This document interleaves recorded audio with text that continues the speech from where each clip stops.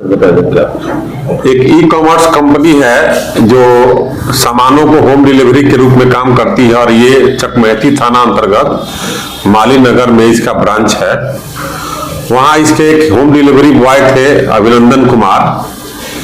ये दिनांक 3 तारीख को 3/10/23 को कर्पूरीगढ़ थानाध्यक्ष को सूचित करते हैं कि उनके साथ 4 अपराधकर्मी लूटपाट किए हैं और उनका 6,000 रुपया, मोबाइल और सामान जो है, जो होम डिलीवरी का सामान था, वो लूट लिए हैं।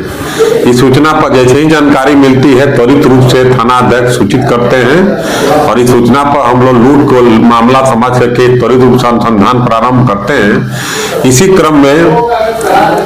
इस कंपनी के जो मैनेजर हैं आशुतोष कुमार, वो थाना पर आते हैं और सूचित करते हैं कि उनके द्वारा टोटल 40 सामान को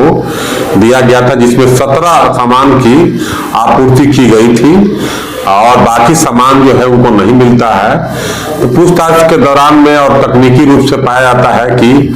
जो होम डिलीवरी बॉय है उस संदिग्ध पाया जाता है, तो उनके द्वारा एक केस दर्ज किया जाता है थाना में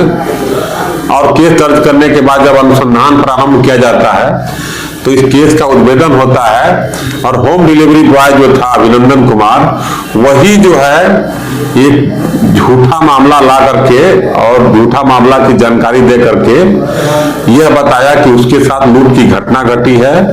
जबकि वो सामान सारा एक व्यक्ति के यहाँ रख दिया था और वो चोरी करके उसको खपाने के नियत में था।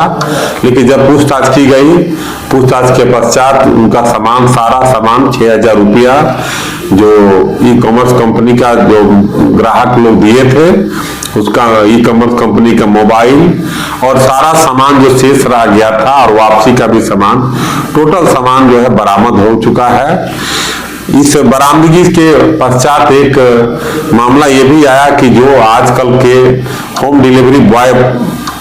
जो कंपनियां रख रही हैं, उनकी छानबीन, उनकी गतिविधि की जांच नहीं कर रही है और बहुत सारे सामान की घटना जो हो जाती है वह बचाने के दृष्टिकोण से भी हो जा रही है। इसलिए ई कॉमर्स कंपनी जो भी है